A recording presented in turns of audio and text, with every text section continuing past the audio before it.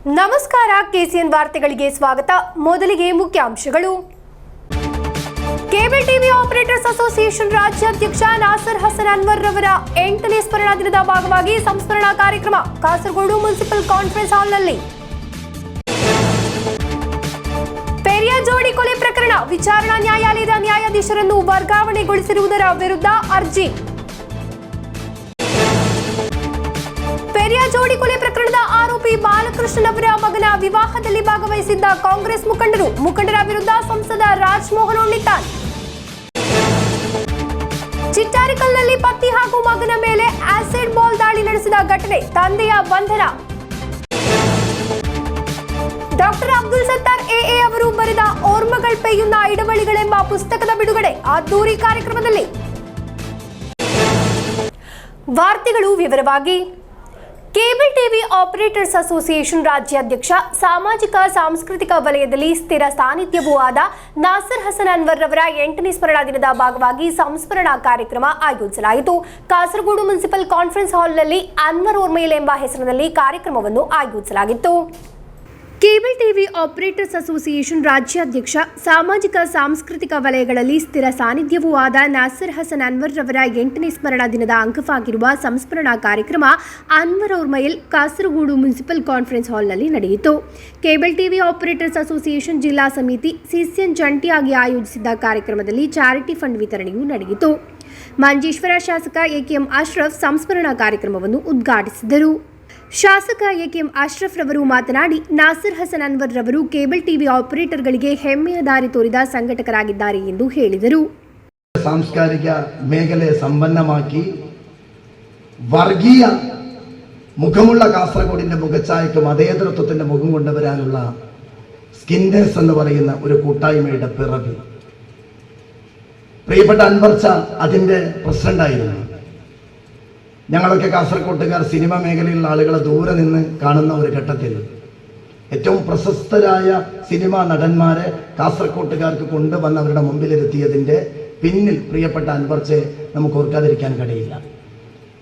ഞാൻ ഇന്നും കാസർഗോഡ് ഇന്ന് കാണുന്ന ഈ ഒരു ശാന്തതയുടെ ഒരു അവകാശം, ആ സ്കിന്നേഴ്സിൻ്റെ പിറവി, ആ കിന്നേഴ്സിൻ്റെ പ്രോഗ്രാംസ്, കാസർഗോഡിൻ്റെ ഭരണകൂടവുമായി ബന്ധപ്പെട്ടുകൊണ്ട് നടത്തിയ ശ്രമങ്ങളിൽ പ്രിയപ്പെട്ട അൻവർച്ച കണ്ട കാസർകോട്ടെ ഒരു ശാന്തതയുടെ സ്വപ്നം ഇന്ന് യാഥാർത്ഥ്യമായി എന്ന് അദ്ദേഹത്തിൻ്റെ അൻവർ ഓർമ്മ 8ാമത് അനുസ്മരണ സമ്മേളനത്തിൽ പങ്കെടുക്കുമ്പോൾ അഭിമാനത്തോടു കൂടി പറയാൻ കഴിയും.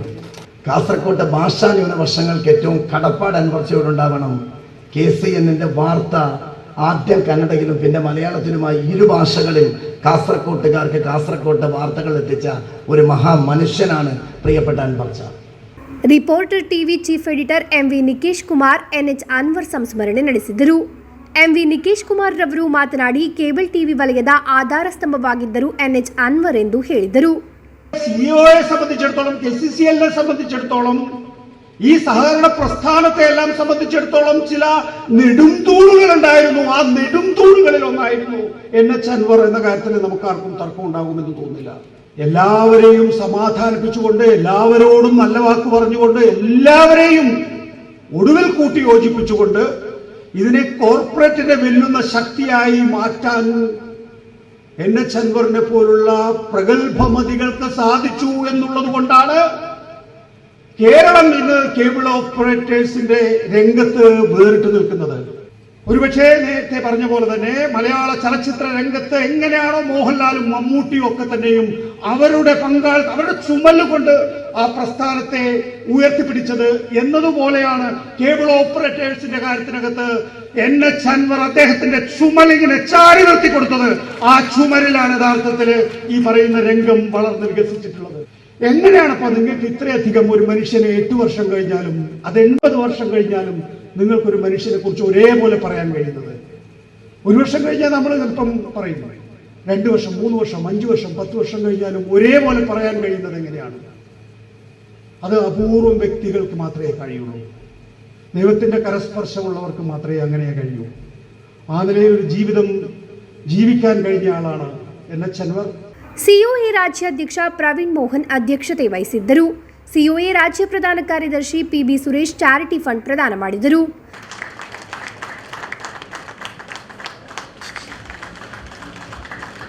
ಹಿರಿಯ ಮಾಧ್ಯಮ ಕಾರ್ಯಕರ್ತ ಸನ್ನಿ ಜೋಸೆಫ್, ಕಾಸರಗೋಡು ಪ್ರೆಸ್ ಕ್ಲಬ್ ಅಧ್ಯಕ್ಷ ಮೊಹಮ್ಮದ್ ಹಾಶಿಂ, ಸಿಒಎ ರಾಜ್ಯ ಖಜಾಂಚಿ Binu Shivadas, NH Anwar trust chairman K Vijayakrishnan, Nasar Hasan Anwar ರವರ ಪತ್ನಿ ಆಶಾ ಅನ್ವರ್ ಎಂಬಿವರು ಮಾತನಾಡಿದರು.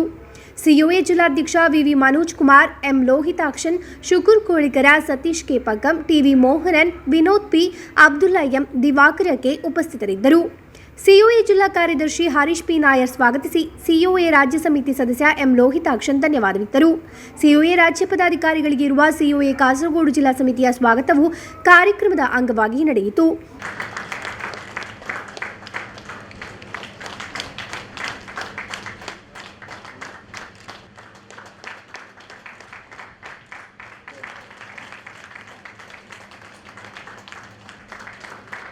News bureau, Kasaragod. ಪೆರಿಯ ಜೋಡಿ ಕೊಲೆ ಪ್ರಕರಣದಲ್ಲಿ ವಿಚಾರಣಾ ನ್ಯಾಯಾಲಯದ ನ್ಯಾಯಾಧೀಶರನ್ನು ವರ್ಗಾವಣೆಗೊಳಿಸಿರುವುದರ ವಿರುದ್ಧ ಅರ್ಜಿ. ಕೊಲೆಯಾದ ಕೃಪೇಶ್ ಮತ್ತು ಶರತ್ ಲಾಲ್ನ ಪೋಷಕರು ಹೈಕೋರ್ಟ್ನ ಮೊರೆ ಹೋಗಿದ್ದಾರೆ. ಪೆರಿಯ ಜೋಡಿ ಕೊಲೆ ಪ್ರಕರಣದಲ್ಲಿ ವಿಚಾರಣಾ ನ್ಯಾಯಾಲಯದ ನ್ಯಾಯಾಧೀಶರನ್ನು ವರ್ಗಾವಣೆಗೊಳಿಸಿರುವುದರ ವಿರುದ್ಧ ಕೊಲೆಯಾದ ಯೂತ್ ಕಾಂಗ್ರೆಸ್ ಕಾರ್ಯಕರ್ತರಾದ ಕೃಪೇಶ್, ಶರತ್ ಲಾಲ್ ಎಂಬಿವರ ಪೋಷಕರು ಹೈಕೋರ್ಟ್ನ ಮೊರೆ ಹೋಗಿದ್ದಾರೆ. ಅರ್ಜಿಯನ್ನು 14ರಂದು ಪರಿಗಣಿಸಲಾಗುವುದು. ವಿಚಾರಣೆಯನ್ನು ಪೂರ್ಣಗೊಳಿಸಲು ತೀರ್ಪು ಪ್ರಕಟಿಸಲು ಸಿಬಿಐ ವಿಶೇಷ ನ್ಯಾಯಾಲಯದ ನ್ಯಾಯಾಧೀಶರನ್ನು ಅನುಮತಿಸಬೇಕು ಎಂದು ಆಗ್ರಹಿಸಿ ಕೃಪೇಶ್ ಅವರ ಪೋಷಕರಾದ ಕೃಷ್ಣನ್ ಬಾಲಾಮಣಿ ಮತ್ತು ಶರತ್ ಲಾಲ್ ರವರ ಪೋಷಕರಾದ ಸತ್ಯನಾರಾಯಣ ಲತಾ ಅವರು ಅರ್ಜಿ ನೀಡಿದ್ದರು. ಕಳೆದ ವರ್ಷ ಫೆಬ್ರವರಿ 3ರಂದು ವಿಚಾರಣೆ ಆರಂಭವಾಯಿತು. ಆರೋಪಿಗಳ ಹೇಳಿಕೆಗಳನ್ನು ದಾಖಲಿಸಲು ಪ್ರಕರಣವನ್ನು ಬದಲಾಯಿಸಿದ ಹಂತದಲ್ಲಿ ಜಿಲ್ಲಾ ನ್ಯಾಯಾಧೀಶರ ಸಾರ್ವಜನಿಕ ವರ್ಗಾವಣೆ ಆದೇಶದ ಪ್ರಕಾರ ವಿಚಾರಣಾ ನ್ಯಾಯಾಲಯ ನ್ಯಾಯಾಧೀಶರನ್ನು ತ್ರಿಶೂರ್ ಫಾಸ್ಟ್ ಟ್ರ್ಯಾಕ್ ವಿಶೇಷ ನ್ಯಾಯಾಲಯದ ನ್ಯಾಯಾಧೀಶರನ್ನಾಗಿ ವರ್ಗಾಯಿಸಲಾಯಿತು. ಈ ವಿಷಯಕ್ಕೆ ಸಂಬಂಧಿಸಿದಂತೆ ಮನವಿ ನೀಡಿದ್ದರೂ ಪ್ರತಿಕ್ರಿಯೆ ಉಂಟಾಗಿಲ್ಲ. ನ್ಯಾಯಾಧೀಶರ ವರ್ಗಾವಣೆಯಿಂದ ಪ್ರಕರಣ ವಿಳಂಬವಾಗಲಿದೆ ಎಂದು ಅರ್ಜಿಯಲ್ಲಿ ತಿಳಿಸಲಾಗಿದೆ. ಕೃಪೇಶ್, ಶರತ್ ಲಾಲ್ ಎಂಬಿವರು 2019 ಫೆಬ್ರವರಿ 17ರಂದು ಕೊಲ್ಲಲ್ಪಟ್ಟರು. ಸಿಪಿಎಂ ಕಾರ್ಯಕರ್ತರು ಆರೋಪಿಗಳಾದ ಪ್ರಕರಣವನ್ನು ಹೈಕೋರ್ಟ್ ಆದೇಶದ ನಂತರ ಸಿಬಿಐಗೆ ಹಸ್ತಾಂತರಿಸಲಾಗಿತ್ತು. News bureau, Kasaragod. ಪೆರಿಯ ಜೋಡಿ ಕೊಲೆ ಪ್ರಕರಣದ ಆರೋಪಿ ಬಾಲಕೃಷ್ಣನವರ ಮಗನ ವಿವಾಹದಲ್ಲಿ ಭಾಗವಹಿಸಿದ್ದ ಕಾಂಗ್ರೆಸ್ ಮುಖಂಡರ ವಿರುದ್ಧ ಸಂಸದ ರಾಜಮೋಹನ್ ಉಣ್ಣಿತಾನ್ ಹುತಾತ್ಮರ ಆತ್ಮಕ್ಕೆ ನೋವುಂಟು ಮಾಡಿದವರಿಗೆ ಕ್ಷಮೆ ಇಲ್ಲ ಎಂದು ಫೇಸ್ಬುಕ್ ಪೋಸ್ಟ್ನಲ್ಲಿ ಹಂಚಿದ್ದಾರೆ. ಪೆರಿಯ ಕಲ್ಯೂಟ್ ಯೂತ್ ಕಾಂಗ್ರೆಸ್ ಕಾರ್ಯಕರ್ತರಾದ ಶರತ್ ಲಾಲ್ ಮತ್ತು ಕೃಪೇಶ್ ಅವರನ್ನು ಕೊಲೆಗೈದ ಪ್ರಕರಣದ 13ನೇ ಆರೋಪಿಯು ಸಿಪಿಐಎಂ ಪೆರಿಯ ಸ್ಥಳೀಯ ಕಾರ್ಯದರ್ಶಿಯೂ ಆದ ಎನ್ ಬಾಲಕೃಷ್ಣನವರ ಮಗನ ಮದುವೆ ಸಮಾರಂಭದಲ್ಲಿ ಭಾಗವಹಿಸಿದ್ದ ಕಾಂಗ್ರೆಸ್ ಮುಖಂಡರ ವಿರುದ್ಧ ಸಂಸದ ರಾಜಮೋಹನ್ ಉಣ್ಣಿತಾನ್ ಹುತಾತ್ಮರ ಆತ್ಮಕ್ಕೆ ನೋವುಂಟು ಮಾಡಿದವರಿಗೆ ಕ್ಷಮೆಯಿಲ್ಲ ಎಂದು ಫೇಸ್ಬುಕ್ ಪೋಸ್ಟ್ನಲ್ಲಿ ಹಂಚಿಕೊಂಡಿದ್ದಾರೆ. ಹುತಾತ್ಮರನ್ನು ಮರೆತು ಯಾರೆಲ್ಲ ಕಾಂಗ್ರೆಸ್ ನಾಯಕರು ಭಾಗವಹಿಸಿದ್ದಾರೋ ಅವರು ಎಷ್ಟೇ ಎತ್ತರದಲ್ಲಿದ್ದರೂ ಅವರನ್ನು ವಿರೋಧಿಸುತ್ತೇನೆ ಎಂದು ಹೇಳಿದರು. ಕಳೆದ ದಿನ ಎನ್ ಬಾಲಕೃಷ್ಣನ್ ಅವರ ಮಗನ ವಿವಾಹ ಸಮಾರಂಭ ಪಯ್ಯನ್ನೂರಿನಲ್ಲಿ ನಡೆದಿತ್ತು. ಮದುವೆ ಔತಣಕೂಟ ಪೆರಿಯಾದ ಸಭಾಂಗಣದಲ್ಲಿ ನಡೆದಿದೆ. ಔತಣಕೂಟದಲ್ಲಿ ಪ್ರಮೋದ್ ಪೆರಿಯಾ ಭಾಗವಹಿಸಿದ್ದರು. ಅವರ ಫೋಟೋ ಸಾಮಾಜಿಕ ಜಾಲತಾಣಗಳಲ್ಲಿ ವ್ಯಾಪಕವಾಗಿ ಪ್ರಚಾರವಾದ ಹಿನ್ನೆಲೆಯಲ್ಲಿ ಕಾಂಗ್ರೆಸ್ನಲ್ಲಿ ತೀವ್ರ ಪ್ರತಿಭಟನೆ ನಡೆದಿತ್ತು. ನಂತರ ಕೆಪಿಸಿಸಿಯ ಸೂಚನೆಗಳ ಪ್ರಕಾರ ಪ್ರಮೋದ್ ಪೆರಿಯಾರವರನ್ನು ತನಿಖೆಗೆ ಒಳಪಡಿಸಿ ಮಂಡಲಾಧ್ಯಕ್ಷರ ಸ್ಥಾನದಿಂದ ಹೊರಹಾಕಲಾಯಿತು. ಪೆರಿಯ ಜೋಡಿ ಕೊಲೆ ಪ್ರಕರಣದ ವಿಚಾರಣೆ ಕೊಚ್ಚಿ ಸಿಬಿಐ ನ್ಯಾಯಾಲಯದಲ್ಲಿ ನಡೆಯುತ್ತಿರುವಾಗಲೇ ಹೊಸ ವಿವಾದವೊಂದು ಎದ್ದಿದೆ. News bureau, Kasaragod. ಚಿಟ್ಟಾರಿಕಲ್ನಲ್ಲಿ ಪತ್ನಿ ಹಾಗೂ ಮಗನ ಮೇಲೆ ಆಸಿಡ್ ಬಾಲ್ ದಾಳಿ ನಡೆಸಿದ ತಂದೆಯನ್ನು ಬಂಧಿಸಲಾಯಿತು. ಕಂಬಲೂರಿನ ಪಿವಿ ಸುರೇಂದ್ರನಾಥ್ ಎಂಬಾತನನ್ನು ಬಂಧಿಸಲಾಗಿರುವುದು. ಶುಕ್ರವಾರ ಸಾಯಂಕಾಲ ಸುರೇಂದ್ರನಾಥ್ ತನ್ನ ಪತ್ನಿ ಮೇಲೆ ಆಸಿಡ್ ಬಾಲ್ನಿಂದ ದಾಳಿ ನಡೆಸಿರುವುದು. ಐಸ್ ಕ್ರೀಮ್ನ ಹೆಸರಿನಲ್ಲಿ ಬಾಲ್ ಐಸ್ ಕ್ರೀಮ್ನಲ್ಲಿ ಇಟ್ಟಿದ್ದ ಆಸಿಡ್ ಅನ್ನು ಪತ್ನಿಯ ಮೇಲೆ ಎರಚಿದ್ದಾನೆ. ಆತನ ಪತ್ನಿ ಓಡಿ ತಪ್ಪಿಸಿಕೊಂಡಿದ್ದಾಳೆ. ಆಕೆಯನ್ನು ಹಿಂಬಾಲಿಸಿ ಆರೋಪಿ ಎಸೆದ ಐಸ್ ಕ್ರೀಮ್ ಬಾಲ್ ಆಸಿಡ್ ಮಗ ಸಿದ್ದುನಾಥ್ನ ಮೇಲೆ ಬಿದ್ದಿದೆ. ಹೊರಗೆ ಗಂಭೀರವಾದ ಸುಟ್ಟ ಗಾಯಗಳಾದ 20 ವರ್ಷದ ಸಿದ್ದುನಾಥ್ನನ್ನು ತಕ್ಷಣ ಪರಿಯಾರ ಮೆಡಿಕಲ್ ಕಾಲೇಜು ಆಸ್ಪತ್ರೆಗೆ ದಾಖಲಿಸಲಾಯಿತು. ಸಿದ್ದುನಾಥ್ ತುರ್ತು ಚಿಕಿತ್ಸಾ ವಿಭಾಗದಲ್ಲಿ ಚಿಕಿತ್ಸೆ ಪಡೆಯುತ್ತಿದ್ದಾನೆ. ಘಟನೆಯಲ್ಲಿ ಶನಿವಾರ ಬೆಳಗ್ಗೆ ಸುರೇಂದ್ರನಾಥ್ನನ್ನು ಚಿಟ್ಟಾರಿಕಲ್ ಪೊಲೀಸರು ಬಂಧಿಸಿದ್ದಾರೆ. ಆರೋಪಿಯ ವಿರುದ್ಧ ಗಂಭೀರ ಆರೋಪದಡಿ ಪ್ರಕರಣ ದಾಖಲಿಸಿಕೊಂಡಿದ್ದಾರೆ. ಇದಕ್ಕೂ ಮುನ್ನ ಸುರೇಂದ್ರನಾಥ್ ಮದ್ಯದ ಬಾಟಲಿ ಒಡೆದು ಪತ್ನಿಗೆ ಇರಿದಿದ್ದ. ಈ ಕುರಿತು ಪಯ್ಯನೂರು ಪೊಲೀಸ್ ಠಾಣೆಯಲ್ಲಿ ದಾಖಲಿಸಿದ ಪ್ರಕರಣವನ್ನು ಹಿಂಪಡೆಯುವಂತೆ ಆಗ್ರಹಿಸಿ ಆಸಿಡ್ ದಾಳಿ ಮಾಡಲಾಗಿದೆ. ವೈಜ್ಞಾನಿಕ ವಿಭಾಗ ಸೇರಿರುವ ಪೊಲೀಸರು ಸ್ಥಳಕ್ಕೆ ಧಾವಿಸಿ ಪರಿಶೀಲನೆ ನಡೆಸಿದರು. ಹೊಸದುರ್ಗ ನ್ಯಾಯಾಲಯಕ್ಕೆ ಹಾಜರುಪಡಿಸಿದ ಆರೋಪಿಯನ್ನು 2 ವಾರಗಳ ಕಾಲ ರಿಮಾಂಡ್ ಮಾಡಲಾಗಿದೆ. News bureau, Kasaragod. Doctor Abdul Sattar AA ಅವರು ಬರೆದ ಓರ್ಮಗಳ್ ಪೆಯ್ಯುನ್ನ ಎಡವಳಿಗಳೆಂಬ ಪುಸ್ತಕದ ಬಿಡುಗಡೆ ಅದ್ದೂರಿ ಕಾರ್ಯಕ್ರಮದಲ್ಲಿ ನಡೆಯಿತು. ಕವಿ, ಗೀತ ರಚನೆಕಾರ ರಫೀಕ್ ಅಹಮದ್ ಕಾಸರಗೋಡು ಶಾಸಕ ಎನ್.ಎ. ನೆಲ್ಲಿಕುನ್ನವರಿಗೆ ಮೊದಲ ಪ್ರತಿಯನ್ನು ನೀಡಿ ಪುಸ್ತಕವನ್ನು ಬಿಡುಗಡೆಗೊಳಿಸಿದರು. ಕಾಸರಗೋಡು ಜನರಲ್ ಆಸ್ಪತ್ರೆಯ ಸೀನಿಯರ್ ಕನ್ಸಲ್ಟೆಂಟ್ ಹಾಗೂ ಶ್ವಾಸಕೋಶ ರೋಗ ಚಿಕಿತ್ಸಾ ತಜ್ಞರಾದ ಡಾಕ್ಟರ್ ಎಎ ಅಬ್ದುಲ್ ಸತ್ತಾರ್ ಅವರ 4ನೇ ಪುಸ್ತಕ ಓರ್ಮಗಳ್ ಪೆಯ್ಯುನ ಇಡವಳಿಗಳ್ ಅನ್ನು ಬಿಡುಗಡೆಗೊಳಿಸಲಾಯಿತು. ಕಾಸರಗೋಡು ಮುನ್ಸಿಪಲ್ ಕಾನ್ಫರೆನ್ಸ್ ಹಾಲ್ನಲ್ಲಿ ಆಯೋಜಿಸಲಾದ ಅದ್ದೂರಿ ಸಮಾರಂಭದಲ್ಲಿ ಮಲಯಾಳದ ಖ್ಯಾತ ಕವಿ, ಗೀತ ರಚನೆಕಾರ ರಫೀಕ್ ಅಹಮದ್ ಶಾಸಕ ಎನ್ ನೆಲಿಕುಂದ್ ಅವರಿಗೆ ಮೊದಲ ಪ್ರತಿ ನೀಡಿ ಪುಸ್ತಕ ಬಿಡುಗಡೆಗೊಳಿಸಿದರು. ರಫೀಕ್ ಅಹಮದ್ ಅವರು ಮಾತನಾಡಿ, ಹೊಸ ಕಾಲದಲ್ಲಿ ಎಲ್ಲರೂ ಬರಹಗಾರರೇ ಆಗಿದ್ದಾರೆಂದು ಹೇಳಿದರು. ഈ പുസ്തകം ഈ പുതിയ കാലഘട്ടത്തിലെ ഒരു പുതിയ തരത്തിലുള്ള എഴുത്തിന്റെ മാതൃക കൂടിയാണ്. നമ്മൾ ഇന്നത്തെ പുതിയ കാലഘട്ടത്തിൽ നമ്മുടെ സോഷ്യൽ മീഡിയ പോലുള്ള സംഗതികളൊക്കെ വികസിതമായിട്ടൊരു കാലഘട്ടത്തിൽ എഴുത്തുകാരൻ വായനക്കാരൻ എന്ന് പറയുന്ന ദ്വന്ദ്വം ഇന്ന് നിലനിൽക്കുന്നില്ല. അങ്ങനെ കുറച്ച് ആൾക്കാർ എഴുതുന്നു, കുറച്ച് ആൾക്കാർ വായിക്കുന്നു. അങ്ങനെ ഒരു സംഗതി ഇന്നില്ല. ഒരിക്കലും വെളിച്ചത്ത് വരാൻ കഴിയാത്ത തരത്തിലുള്ള വീടിന്റെ അടുക്കളകളിലൊക്കെ ഇരിക്കുന്ന സ്ത്രീകൾ ഉൾപ്പെടെയുള്ള ആളുകളൊക്കെ തന്നെ സോഷ്യൽ മീഡിയയിൽ സജീവമാവുന്നു. അവർക്ക് പറയാനുള്ള കാര്യങ്ങൾ എഴുതുന്നു. അങ്ങനെ പുതിയ ഒരു എഴുത്തിന്റെയും വായനയുടെയും ലോകം ഇന്ന് ഉണ്ടായി കഴിഞ്ഞിട്ടുണ്ട്. അതിനകത്ത് എഴുത്തുകാരൻ എന്ന് പറയുന്ന ഊതി വീർപ്പിക്കപ്പെട്ടിട്ടുള്ള ഒരു ബിംബം ഇല്ല. പഴയ കാലത്ത് നമുക്ക് ഇങ്ങനെ കവി അല്ലെങ്കിൽ നോവലിസ്റ്റ്, എഴുത്തുകാരൻ എന്നൊക്കെ പറയുമ്പോൾ എന്തൊക്കെയോ ആകാശത്ത് നിന്ന് ഇറങ്ങി വന്ന ചില ആൾക്കാരാണെന്നുള്ളൊക്കെ ഒരു ധാരണകളൊക്കെ എല്ലാവർക്കും ഉണ്ടായിരുന്നു. അതൊക്കെ തന്നെ പൊളിഞ്ഞു പോയിട്ടുള്ള ഒരു കാലഘട്ടത്തിലാണ്. എല്ലാവർക്കും എഴുതാൻ കഴിയും, എല്ലാവരുടെയും ഉള്ളിൽ എഴുത്തുണ്ട് എന്നുള്ളതാണ്. ആ ഒരു യാഥാർത്ഥ്യമാണ് ഇന്നത്തെ കാലഘട്ടത്തിലെ ഏറ്റവും വലിയൊരു ജനാധിപത്യപരമായിട്ടുള്ള തുറസ്സാണത്. അത് ഉപയോഗപ്പെടുത്തിക്കൊണ്ടാണ് ഡോക്ടർ സത്തർ എഴുതി തുടങ്ങിയിട്ടുള്ളത്. അത് ഒരു പുതിയ മേഖലയാണ്. ആ മേഖലയിൽ ഓർമ്മകളുണ്ടായിരിക്കാം, പലതരത്തിലുള്ള ചിന്തകളുണ്ടായിരിക്കാം, ദർശനങ്ങളുണ്ടായിരിക്കാം, അനുഭവങ്ങളുണ്ടായിരിക്കാം. ഇതൊക്കെ തന്നെ സരസമായ രീതിയിലും ലളിതമായ രീതിയിലും ആളുകൾക്ക് പെട്ടെന്ന് കൺവേ ചെയ്യുന്ന, കമ്മ്യൂണിക്കേറ്റ് ചെയ്യുന്ന രീതിയിൽ എഴുതിയിരിക്കുന്നു എന്നുള്ളത് തന്നെയാണ് ഈ പുസ്തകത്തിന്റെ മഹത്വം. ಹಿರಿಯ ಪತ್ರಕರ್ತ, ಲೇಖಕ ಹಾಗೂ ಭಾಷಣಕಾರ ರೆಹಮಾನ್ ತಾಯಲಂಗಡಿ ಅಧ್ಯಕ್ಷತೆ ವಹಿಸಿದ್ದರು. ಕಾಸರಗೋಡು ನಗರಸಭೆ ಚೇರ್ಮನ್ ಅಬ್ಬಾಸ್ ಬೇಗಂ, ಕಾಸರಗೋಡು ಸಾಹಿತ್ಯ ವೇದಿ ಅಧ್ಯಕ್ಷ ಪದ್ಮನಾಭನ್ ಬ್ಲಾತೂರ್, ಕಾಸರಗೋಡು ಜನರಲ್ ಆಸ್ಪತ್ರೆ ಅಧೀಕ್ಷಕ doctor Jamal Ahmed, Kasaragod taluk library council ಕಾರ್ಯದರ್ಶಿ P Damodaran, Kasaragod press club ಮಾಜಿ ಅಧ್ಯಕ್ಷ ಟಿ.ಎ. ಶಾಫಿ, ಸಾಹಿತಿ MA. Mumtaz teacher, TA. Eriyal Sharif ಮುಂತಾದವರು ಶುಭ ಹಾರೈಸಿದರು. ದಿವಾಕರನ್ ವಿಷ್ಣುಮಂಗಲ ಕವಿತೆ ವಾಚಿಸಿದರು. ಸಾಹಿತ್ಯ ವೇದಿ ಉಪಾಧ್ಯಕ್ಷ ಅಶ್ರಫ್ ಅಲಿ ಚೇರಂಗೈ ಸ್ವಾಗತಿಸಿದರು. ವಿ. ಸಂತೋಷ್ ಕುಮಾರ್ ಧನ್ಯವಾದವಿತ್ತರು.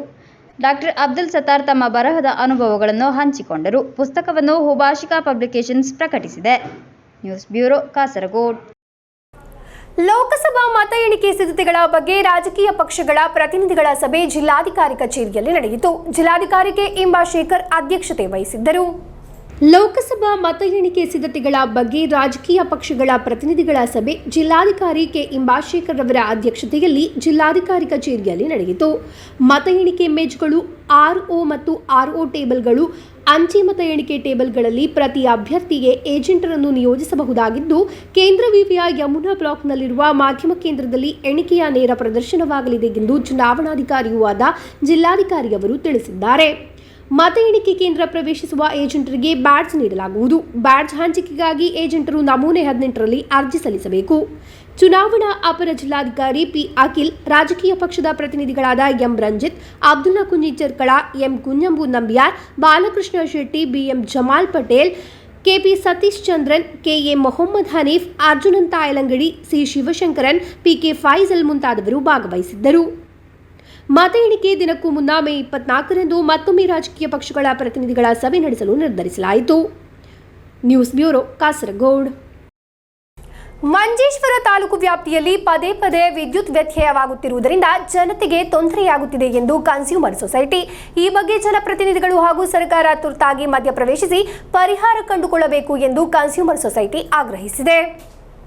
ಮೈಲಾಟಿ 220 ಕೆವಿ ಸಬ್ಸ್ಟೇಷನ್ನಿಂದ ವಿದ್ಯಾನಗರದವರೆಗಿರುವ 110 ಕೆವಿ ಸಿಂಗಲ್ ಸರ್ಕ್ಯೂಟ್ ಲೈನ್ ತುಂಬಾ ದುರ್ಬಲವಾಗಿದೆ ಎಂದು ಮಂಜೇಶ್ವರದವರೆಗೆ ಇರುವ ಲೋಡನ್ನು ರವಾನಿಸಲು ಬೇಕಾದಷ್ಟು ಸಾಮರ್ಥ್ಯ ಹೊಂದಿಲ್ಲ ಎನ್ನುವುದು ವಾಸ್ತವ ಎಂದು ಕನ್ಸ್ಯೂಮರ್ ಸೊಸೈಟಿ ಪದಾಧಿಕಾರಿಗಳು ಹೇಳುತ್ತಾರೆ. ಕರ್ನಾಟಕದ ಕೊಣಾಜಿಯಿಂದ ಕೇರಳ ಗಡಿಭಾಗದ ತೌಡುಗೋಳಿವರೆಗಿನ 110 ಕೆವಿ ಲೈನ್ ತುಂಬಾ ಹಳೆಯದು, ದುರ್ಬಲವಾಗಿದೆ. ಕರ್ನಾಟಕದಿಂದ ಸರಬರಾಜು ಪಡೆಯಲು ಆಗಾಗ್ಗೆ ಸ್ಥಗಿತಗಳುಂಟಾದಾಗ ಒದಗಿಸಲಿರುವ ಏಕೈಕ ಮಾರ್ಗವಾಗಿದೆ. ಇದು ವಿಫಲವಾದರೆ ಮೈಲಾಟಿ ವಿದ್ಯಾನಗರದ ಲೈನ್ನ ಪರಿಮಿತಿಗಳ ಕಾರಣ ಕೇರಳ ನೆಟ್ವರ್ಕ್ನಲ್ಲಿರುವ ಫೀಡ್ ವಿತರಣೆಯನ್ನು ವಿತರಿಸಲು ಸಾಧ್ಯವಿಲ್ಲ. ಇದು ಅಘೋಷಿತ ಲೋಡ್ ಶೆಡ್ಡಿಂಗ್ ಮುಂತಾದ ಸಮಸ್ಯೆಗಳಿಗೆ ಕಾರಣವಾಗುವುದು.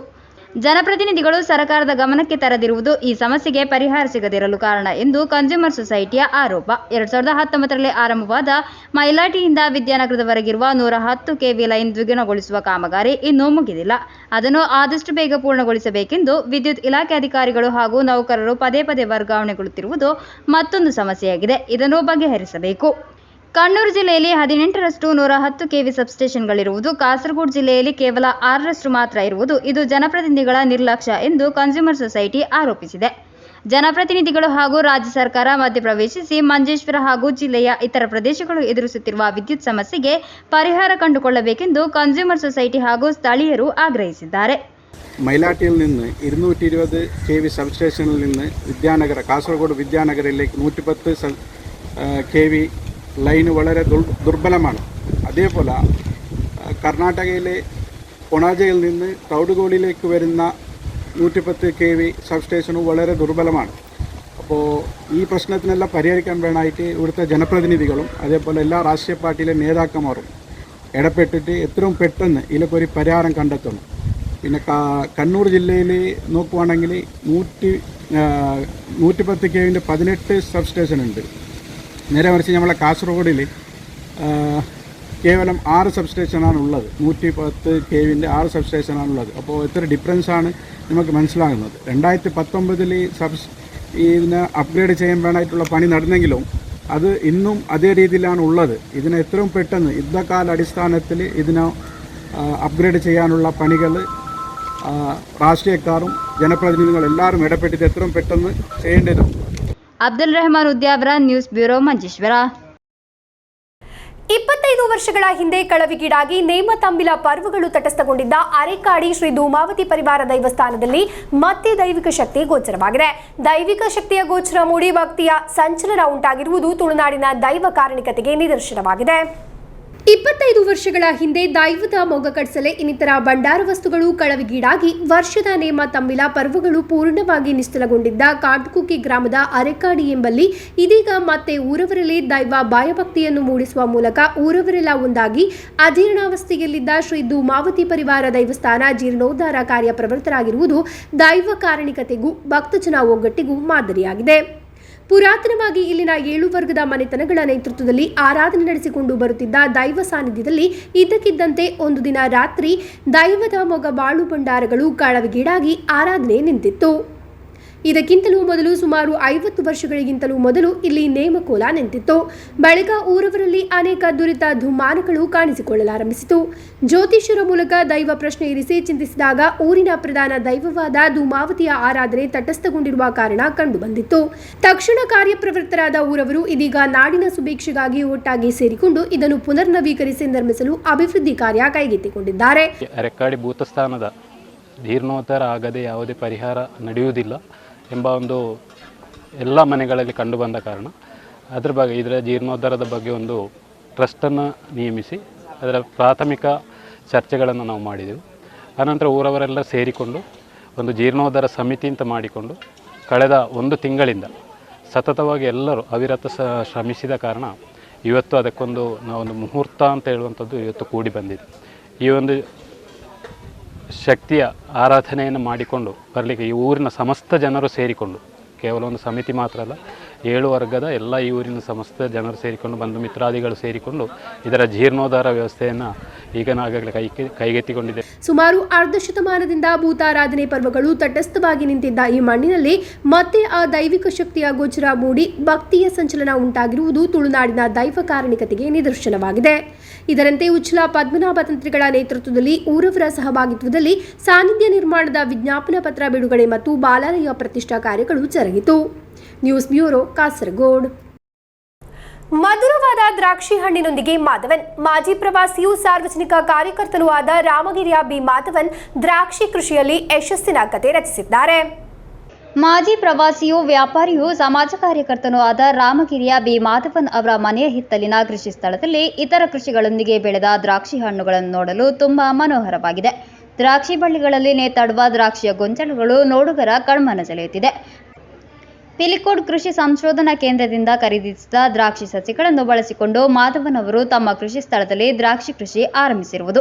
ಸಂಪೂರ್ಣ ಸಾವಯವ ಕೃಷಿ ಮಾಡಿ 1 ವರ್ಷ ಕಳೆದು ದ್ರಾಕ್ಷಿ ಗೊಂಚಲುಗಳನ್ನು ಕಂಡಾಗ ಅದು ಅತೀವ ಸಂತಸ ನೀಡುತ್ತದೆ ಎನ್ನುತ್ತಾರೆ ಮಾಧವನ್. ಈ ദ്രാക്ഷിಯು ഇതര ദ്രാക്ഷികളിಗಿಂತ ഉത്തമವಾದ സിഹിಯನ್ನು ಹೊಂದಿದೆ ಎಂದು ಅವರು ಹೇಳಿದರು. പണ്ട് മുതലേ അച്ഛനുണ്ടാകുമ്പോഴേ കൃഷി തന്നെയാണ്, ഇപ്പോഴും ആ രീതിയിൽ തന്നെ പോകുന്നു. എല്ലാം ജൈവ രീതിയിലുള്ള കൃഷിയാണ് നടത്തുന്നത്. മുന്തിരി എനിക്ക് ഞാൻ പിലിക്കോട് കാർഷിക ഗവേഷണത്തിൽ കൃഷിഭവൻ്റെ പരിപാടിയുമായിട്ട് ബന്ധപ്പെട്ട് പോയപ്പോൾ അവിടുന്ന് 2 തൈ നമ്മൾ വാങ്ങിച്ചതാണ്. വാങ്ങിച്ച് അത്രയല്ലോ 5-6 മാസം കഴിയുമ്പോൾ തന്നെ അതിന് കായ്ച്ചു തുടങ്ങി.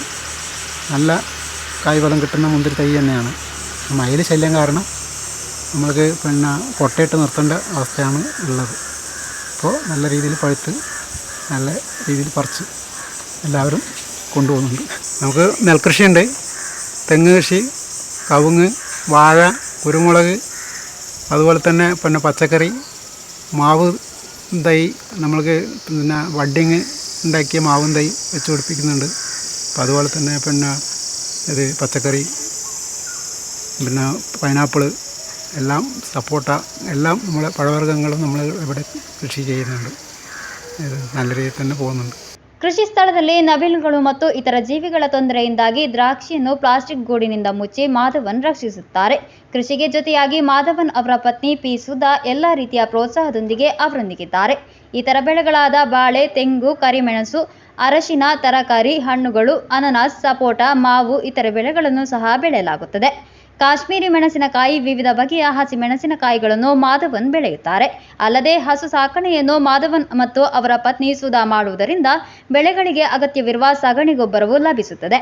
ವರ್ಷಗಳ ಹಿಂದೆ ಬೇರೆ ರಾಜ್ಯಗಳಲ್ಲಿ ಬೆಳೆಯುವ ಬೆಳೆಗಳನ್ನು ಬೆಳೆದು ಯಶಸ್ಸು ಸಾಧಿಸಿದ್ದರು ಮಾಧವನ್. ಸ್ವಂತ ಹೊಲದಲ್ಲಿ ಭತ್ತದ ಕೃಷಿಯ ಮೂಲಕ ತಮ್ಮ ಆಹಾರಕ್ಕೆ ಸಾಕಾಗುವಷ್ಟು ಅಕ್ಕಿಯನ್ನು ಉತ್ಪಾದಿಸುತ್ತಾರೆ. ಮಾಧವನ್ ಅವರ ಕೃಷಿಗೆ ಅಜನೂರು ಕೃಷಿ ಭವನದಿಂದಲೂ ಉತ್ತಮ ಸಹಕಾರ ದೊರೆಯುತ್ತಿದೆ. ಜಲ ಸಂರಕ್ಷಣೆಯನ್ನು ಮಾಡುತ್ತಾರೆ ಮಾಧವನ್. News bureau, Kasaragod.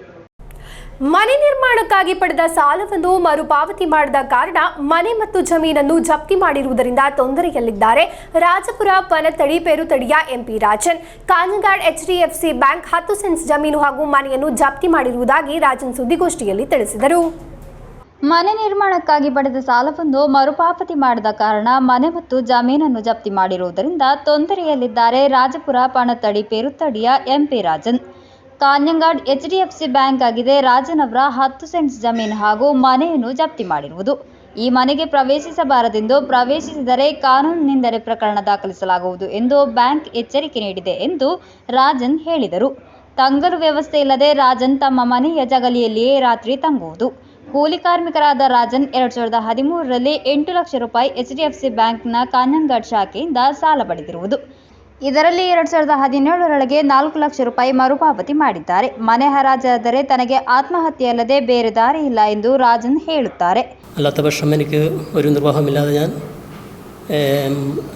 ഒരു കടുംകൈ ചെയ്യാനുള്ള ഞാൻ കാസർഗോഡ് DSP SMSA DSP ഇവിടെ നമ്മുടെ കണ്ട് ഇത് കാര്യം ബോധിപ്പിച്ച് രേഖാമൂലം അറിയിച്ചിട്ടുണ്ട്. എനിക്ക് മറ്റൊരു മാർഗമില്ല, മരണത്തിന് കീഴടങ്ങാൻ അനുവദിക്കണമെന്ന് പറഞ്ഞ് അപേക്ഷിച്ചിരുന്നു. കുട്ടികൾ ഇപ്പം ഹോസ്റ്റലിലായതുകൊണ്ട് സമാധാനമായി കുറച്ച് ഇത് ഒക്കെ ആയിരുന്നു. എന്നാലും മാനസികമായിട്ട് ഇപ്പോഴും അവർ വിട്ടുമാറിയിട്ടില്ല. ഒരു വിഷമത്തിലാണ് കുട്ടികൾ. ഭാര്യയുടെ സാന്നിധ്യമില്ല, അമ്മയുടെ സാന്നിധ്യമില്ല, തുടർന്ന് അച്ഛൻ്റെ സാന്നിധ്യവും എപ്പോഴും കിട്ടുന്നില്ല. ഇപ്പം ബന്ധുക്കളുടെ വീട്ടിൽ മാറി മാറി താമസിക്കുകയാണ്. എനിക്കിപ്പോൾ മുന്നോട്ട് ഈ കിടപ്പാടം തിരിച്ച് കിട്ടണമെങ്കിൽ സന്മനസ്സുകൾ സഹായിച്ചാൽ മാത്രമേ ഇത് സാധ്യമാവുകയുള്ളൂ. ಇವರ ಹೆಸರಿನಲ್ಲಿ ಹೊಸದುರ್ಗ ಸ್ಟೇಟ್ ಬ್ಯಾಂಕ್ ಆಫ್ ಇಂಡಿಯಾದಲ್ಲಿ ಖಾತೆ ತೆರೆದಿದ್ದು ದಾನಿಗಳು ಸಹಕರಿಸುತ್ತಾರೆ ಎಂಬ ನಿರೀಕ್ಷೆಯಲ್ಲಿದ್ದಾರೆ ರಾಜನ್ ಎಂದು ಸುದ್ದಿಗೋಷ್ಠಿಯಲ್ಲಿ ತಿಳಿಸಿದರು. News bureau, Kasaragod. ಕೊನೆಯಲ್ಲಿ ಮತ್ತೊಮ್ಮೆ ಮುಖ್ಯಾಂಶಗಳು. ಕೇಬಲ್ ಟಿವಿ ಆಪರೇಟರ್ಸ್ ಅಸೋಸಿಯೇಷನ್ ರಾಜ್ಯಾಧ್ಯಕ್ಷ ನಾಸರ್ ಹಸನ್ ಅನ್ವರ್ ರವರ 8ನೇ ಸ್ಮರಣಾ ದಿನದ ಭಾಗವಾಗಿ ಸಂಸ್ಮರಣಾ ಕಾರ್ಯಕ್ರಮ ಕಾಸರಗೋಡು ಮುನ್ಸಿಪಲ್ ಕಾನ್ಫರೆನ್ಸ್ ಹಾಲ್ನಲ್ಲಿ. ಪೆರಿಯ ಜೋಡಿ ಕೊಲೆ ಪ್ರಕರಣ ವಿಚಾರಣಾ ನ್ಯಾಯಾಲಯದ ನ್ಯಾಯಾಧೀಶರನ್ನು ವರ್ಗಾವಣೆಗೊಳಿಸಿರುವುದರ ವಿರುದ್ಧ ಅರ್ಜಿ. ಪೆರಿಯ ಜೋಡಿ ಕೊಲೆ ಪ್ರಕರಣದ ಆರೋಪಿ ಪಿ ಬಾಲಕೃಷ್ಣನ್ ಅವರ ಮಗನ ವಿವಾಹದಲ್ಲಿ ಭಾಗವಹಿಸಿದ್ದ ಕಾಂಗ್ರೆಸ್ ಮುಖಂಡರ ವಿರುದ್ಧ ಸಂಸದ ರಾಜಮೋಹನ್ ಉಣ್ಣಿತಾನ್. ಚಿಟ್ಟಾರಿಕಲ್ನಲ್ಲಿ ಪತಿ ಹಾಗೂ ಮಗನ ಮೇಲೆ ಆಸಿಡ್ ಬಾಲ್ ದಾಳಿ ನಡೆಸಿದ ಘಟನೆ, ತಂದೆಯ ಬಂಧನ. ಡಾಕ್ಟರ್ ಅಬ್ದುಲ್ ಸತ್ತಾರ್ ಎಎ ಅವರು ಬರೆದ ಓರ್ಮಗಳ್ ಪೆಯ್ಯುನ್ನ ಇಡವಳಿಗಳೆಂಬ ಪುಸ್ತಕದ ಬಿಡುಗಡೆ ಅದ್ದೂರಿ ಕಾರ್ಯಕ್ರಮದಲ್ಲಿ. ಇಂದಿನ ವಾರ್ತಾ ಸಂಚಿಕೆಯಲ್ಲಿಗೆ ಮುಕ್ತಾಯವಾಯಿತು. ಮುಂದಿನ ವಾರ್ತಾ ಸಂಚಿಕೆಯೊಂದಿಗೆ ಭೇಟಿಯಾಗೋಣ. ವಂದನೆಗಳು.